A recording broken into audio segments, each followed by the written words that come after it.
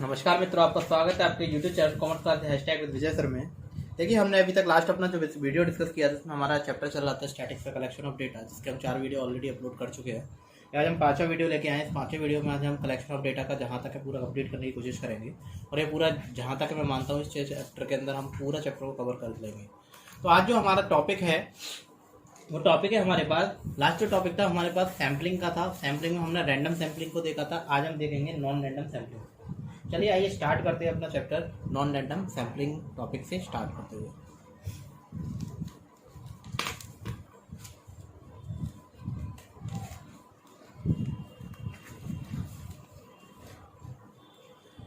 चलिए, non random sampling. Non random sampling होती क्या है, पहले इस चीज़ को समझते हैं। Non random sampling, non random sampling, non random sampling जैसे रैंडम सैम्पलिंग क्या होती है कि किसी में से एक चीज़ को उठाने का एक जो चांस होता है, प्रोबेबिलिटी वाला चांस होता है, उसे बोलते हैं रैंडम सैम्पलिंग। जब हमारा ये चांस सिलेक्शन पे डिपेंडेंट हो जाए, किसी सिलेक्शन पे या किसी जजमेंट के ऊपर डिपेंडेंट हो जाए, तो ये क्या होगी, कौन सी सैम्पलिंग हो जाती है, नॉन। तो इसको क्या बोलेंगे, sampling selection of a sample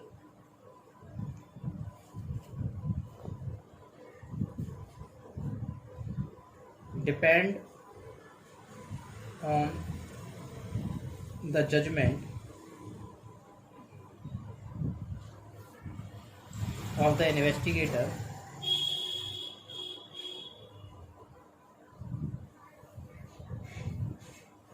rather than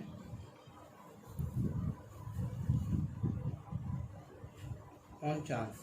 chance के अलावा वो किस पे डिपेंडेबल हो जाए, ठीक है, उसके जजमेंट के ऊपर डिपेंडेबल है, तो उसको हम क्या बोलते हैं, नॉन रैंडम सैम्पलिंग। इस मेथड में इंक्लूड किया जाता है, this method does not provide, ये प्रोवाइड नहीं कराता सैंपल चांस को, मतलब हम कोई उठा लें चांस सडनली, वो नहीं प्रोवाइड कराएगा।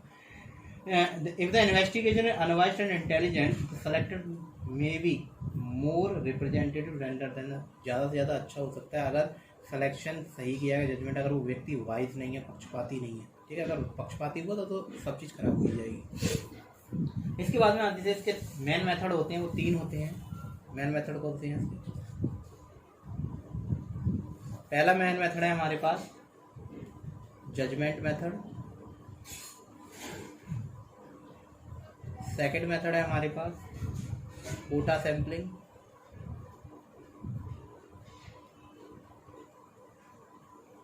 थर्ड है हमारे पास convenience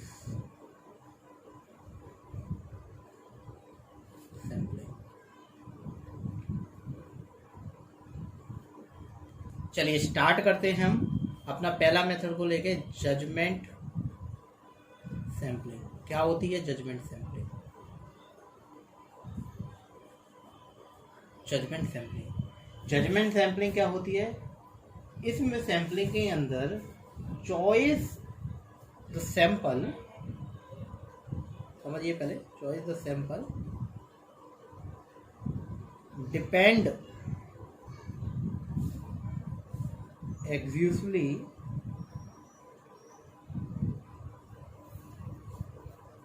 on the judgment of investigator। Investigator के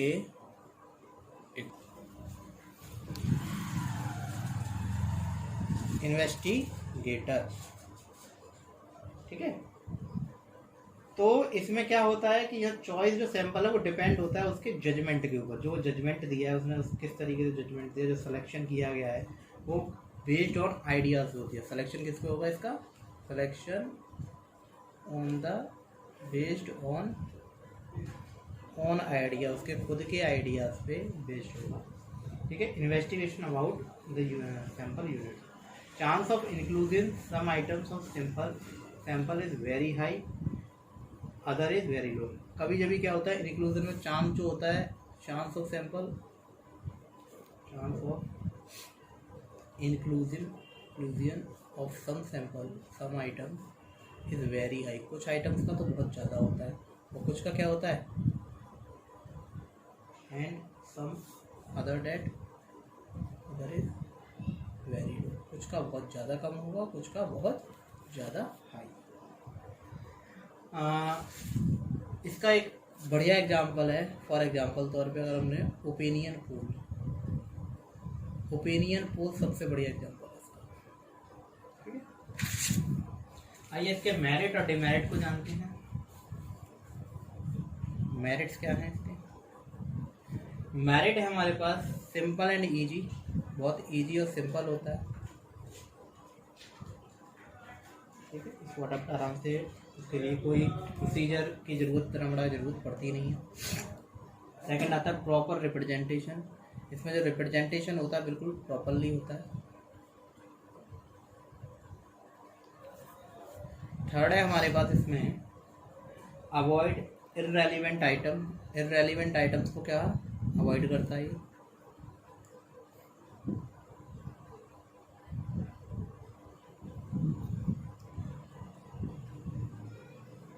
कुछ इसकी डिमेरिट्स भी हैं।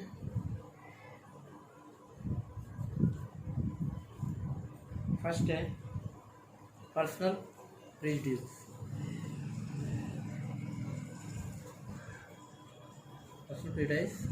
पर्सनल प्रेजुडिस इन्वेस्टिगेशन कभी कभी क्या होता है, सैंपल रिप्रेजेंटेटिव होते हैं वो कभी कभी वाइस होते हैं, पक्षपाती होते हैं, वो यूनिवर्स को रिप्रेजेंट नहीं करते। जो आप जैसा सैंपल लिया है जरूरी नहीं है वही पूरे यूनिवर्स में वही sample. Error of judgement, judgement देने में भी क्या हो सकती है, एरर हो सकती है। ठीक है, जो आपने नॉलेज ली गई है वो कम्प्लीटली कंस्टिट्यूशन नहीं है पॉपुलेशन को लेकर। तो कभी कभी ऐसे केसेस बहुत कम, वैसे पॉसिबल नहीं है लेकिन कभी कभी ऐसे केसेस भी आ जाते हैं error of judgement. Not an objective method, कोई ये ऑब्जेक्टिव मेथड नहीं है।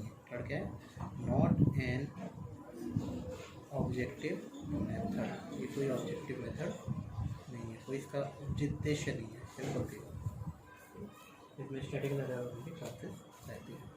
अगली आती है हमारे पास कोटा सैम्पलिंग, ये होगी हमारे पास 1, और दूसरी आ गई हमारे पास कोटा सैम्पलिंग। कोटा सैम्पलिंग क्या होती है, द आइटम ऑफ पॉपुलेशन, यहाँ पे आइटम जो होते हैं पॉपुलेशन के वो सब डिवाइडेड इन वेरियस ग्रुप, कुछ कोटास बना दिए जाते हैं, यानी कि आइटम्स आर डिवाइडेड इन सब ग्रुप, कुछ छोटे छोटे ग्रुप्स में डिवाइड कर दिए जाते हैं। ठीक है, कुछ आइटम डिवाइड कर दिए जाते हैं एंड देन quota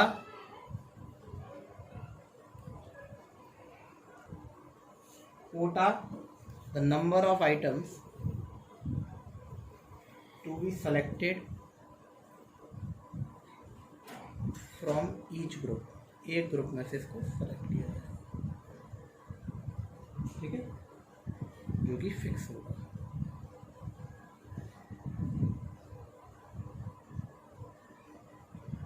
ठीक है, तो ये हमारा एक तरीका होता है। इसमें इसकी कुछ मेरिट है। कोटा सैंपलिंग में क्या करते हैं, आइटम्स को डिवाइड किया जाता है उनके सब ग्रुप। आइए हम देखते हैं इसकी मेरिट्स को। मेरिट्स क्या क्या हैं इसकी, कुछ मेरिट्स भी हैं, इसकी डिमेरिट्स भी हैं। पहली मेरिट है इसका रिलायबल रिजल्ट्स।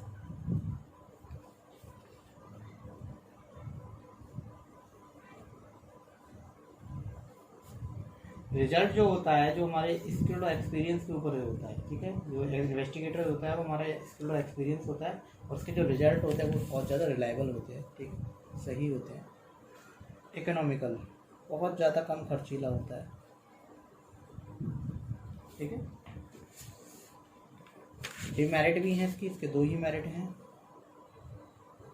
डिमेरिट है पहला पर्सनल प्रेजुडिस, वही बताया था, यहाँ पर्सनल चीज़ों से अगर वो करना चाहे इसमें तो इसको छेड़छाड़ कर सकता है। सेकंड पॉइंट आता है उसमें not possible to estimate the sample error, not possible estimate the sample error, sample error का एस्टिमेटेड नहीं है। देखिए फिर हमारा जो हमने डिस्कस किया था उसके आगे बढ़ते हैं। Convenience sampling.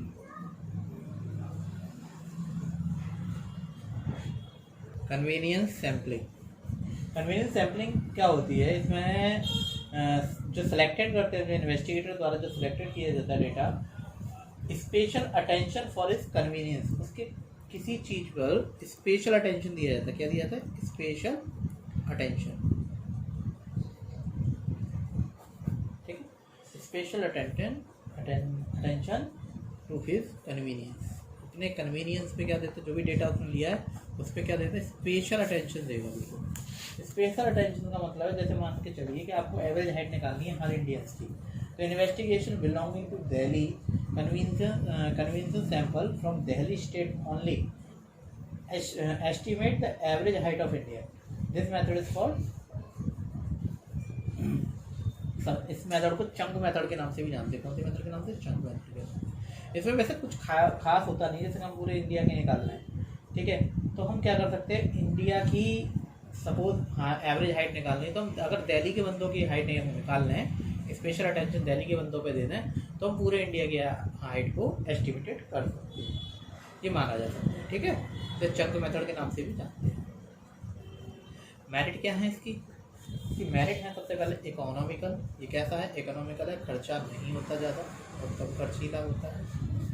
सेकंड आता है हमारे पास इजी कमांड, आराम से इसको कमांड कर सकते हो आप इजीली। थर्ड आता है हमारे पास सूटेबल फॉर पायलट सर्वे। ये सूटेबल होता है पायलट सर्वे के। पायलट सर्वे का मतलब समझिए पहले।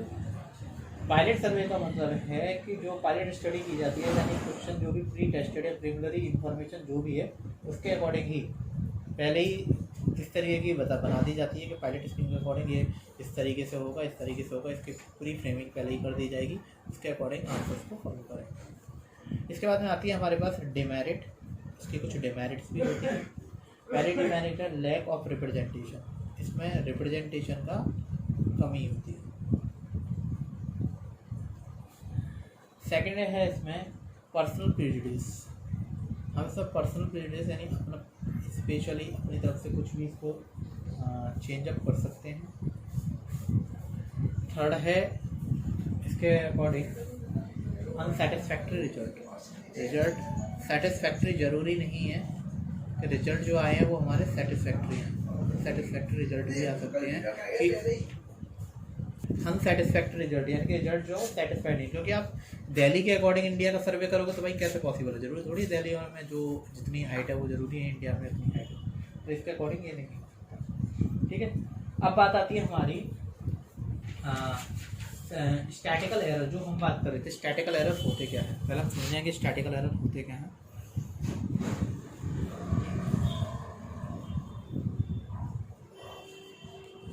स्टैटिकल एरर होया क्या होता है? स्टैटिकल एरर होते हैं जो हमारा डिफरेंट किया गया, जो डिफरेंस है between collection of data and actual value of fact. Error हो रहा है, गलती हो रही है, यानी कि difference between collected data and actual data, इन दोनों के बीच का जो डिफरेंस होता है उसे स्टैटिकल एरर के नाम से जाना जाता है। ठीक है, ये एरर क्यों होते हैं? इट्स अराइज ड्यू टू, कुछ प्रॉब्लम होने की वजह से अराइज होते हैं, जिसमें पहली प्रॉब्लम है आपकी सिलेक्शन ऑफ रॉन्ग सैंपल या टेकन रॉन्ग सैंपल। आपने गलत सैंपल ले लिया, इसकी वजह से हो सकता है। ठीक है, सैंपल था किसी चीज़ का, यूनिवर्स से दूसरे से मैच कर रहे हो। इनकरेक्ट इन्फॉर्मेशन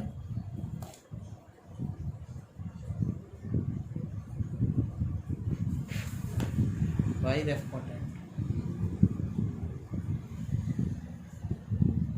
रेस्पोंडेंट द्वारा गलत इन्फॉर्मेशन दी गई। थर्ड आता है collection of data by estimated. Collection of data जो भी आप कर रहे हो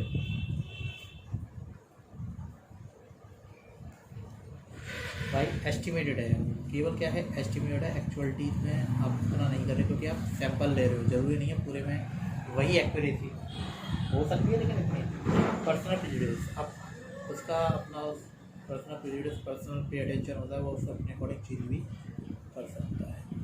ठीक है, नेक्स्ट है हमारे पास इसमें source of statical error. Statistical error के सोर्स क्या क्या होते हैं? ठीक है,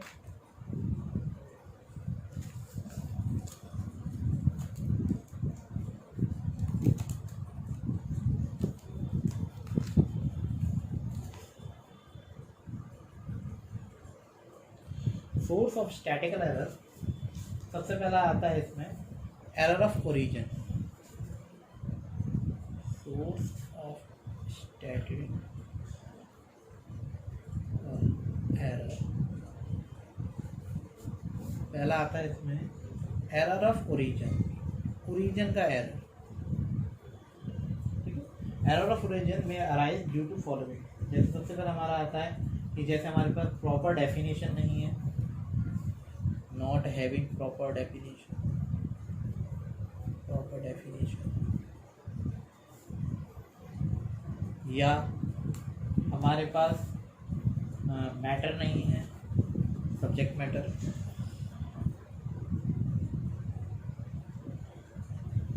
बाइस्ड इन्वेस्टिगेटर है, पक्षपाती वाला,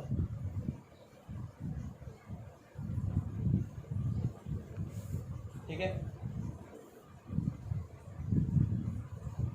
इसके बाद डिफेक्टिव क्वेश्चनेयर है,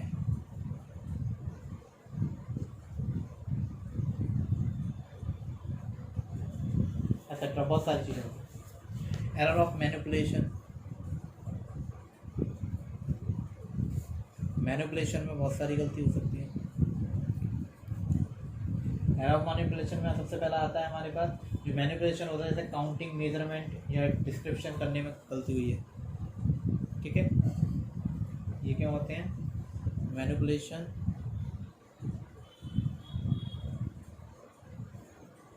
काउंटिंग, मेजरमेंट,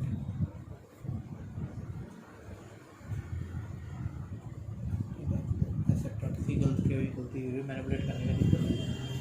थर्ड आता है error of inequality, error of इनडिक्वेसी।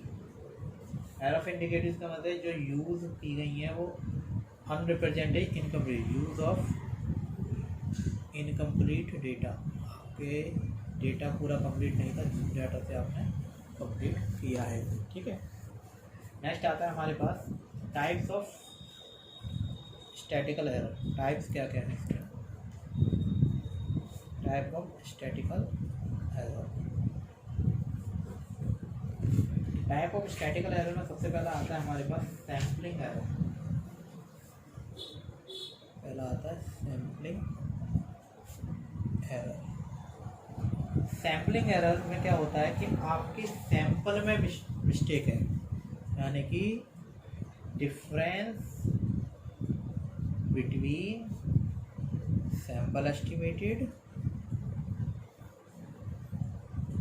And actual value, उनकी सैंपल एस्टिमेटेड और एक्चुअल वैल्यू में फर्क है। ठीक है, तो डिफरेंस उनकी सैम्पलिंग एरर और उनकी वैल्यू में फर्क है। सेकंड आता है नॉन सैम्पलिंग में क्या होता है? नॉन सैम्पलिंग एरर क्या होते हैं? नॉन सैम्पलिंग एरर जो होते हैं काफ़ी ये मोर सीरियस होते हैं।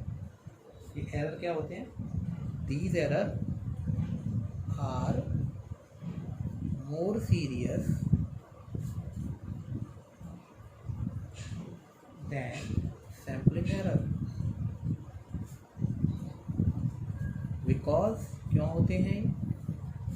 Because a sampling error can be minimized taking a large sample. Sampling error can be minimized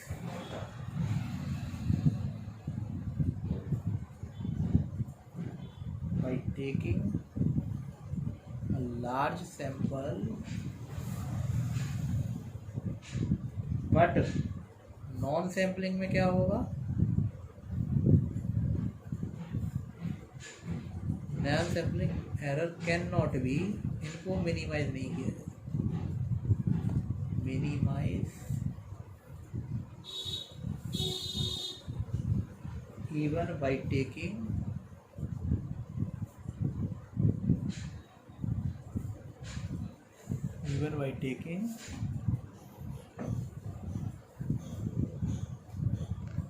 large sample लेते समय इसको मिनिमाइज नहीं किया जाता। ठीक है, तो कुछ एग्जांपल होते हैं, जैसे सम एग्जांपल हैं, इसके एग्जांपल तौर पे ले रहे हैं इसके error in data equations, error in data acquisition. हमने डाटा एक्विजिशन में क्या कर दिए, गलती कर दी है, जो हमारे डेटा है वो रिकॉर्डिंग नहीं हो पाई है। ठीक है, non response error, non response error क्या होते हैं? नॉन रिस्पॉन्स एरर वो एरर होते हैं जो interviewer is unable to contact a person listed in the sample और a person from the sample refuse the respond in the cases of observation. यानी कि जो इंटरव्यूअर है, इंटरव्यूअर वो अनेबल हो जाता है क्या करने में, कांटेक्ट करने में जो लिस्टेड पर्सन है, उसकी वजह से उसको इन्फॉर्मेशन नहीं कर पाती, जिस तरीके से वो आगे नहीं बढ़ पाता है। सैम्पलिंग वाइज में क्या होता है, ये जो होती है इसमें some number of member of total population are not possible include the sample. यानी कि जो सैम्पलिंग प्लान किया गया है हमने, वो सब मेंबर जो भी हमने लिए गए टारगेट पॉपुलेशन के, वो पॉसिबली इंक्लूड नहीं है तो सैंपल में, यानी जो हमने लिया था वो एक्चुअली वो सैंपल नहीं है, सैंपल पक्षपाती हो गया, अलग तरीके से लिया गया, उसको बदल दिया गया है। ठीक है, इसके बाद में आती है बाइस्ड एरर और अनबाइस्ड एरर, दो एरर होते हैं। बाइस्ड एरर और अनबाइस्ड एरर क्या होते हैं? बाइस्ड एरर, बाइस का मतलब क्या हो गया, पक्षपात से किया गया, यानी कि an error arise due to account some bias imbalance a part of investigator ने खुद अपनी तरफ से उसको चेंजेस किया गया, पक्षपात कर दिया, उसको चेंज कर दिया अपने हिसाब से। ठीक है, वो कौन सा एरर होता है? बाइस एरर होता है। ठीक है, और दूसरा कौन सा होता है? अनबाइस में क्या होता है, ये वाइज नहीं होता। ठीक है, कुछ सडनली और प्रिंसिपल या चांस की वजह से ये चेंजेस हो सकता है, यानी इसमें इसका पर्सनल प्रेजुडिस होता है, ये उसको चेंज कर सकता है, बट अनवाइज में क्या होगा, वो उसको चेंज नहीं कर सकता। Suddenly of happening chances,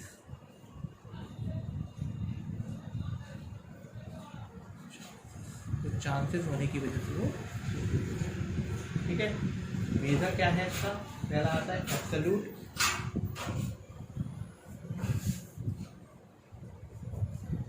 absolute में क्या आता है? एब्सोल्यूट में हमेशा ध्यान रखिए डिफरेंस बिटवीन ट्रू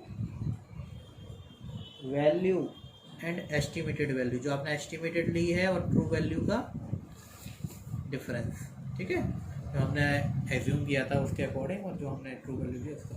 और दूसरा आता है हमारे पास कौन सा? रिलेटिव। रिलेटिव में क्या होता है? रेशो होता है एब्सोल्यूट एरर का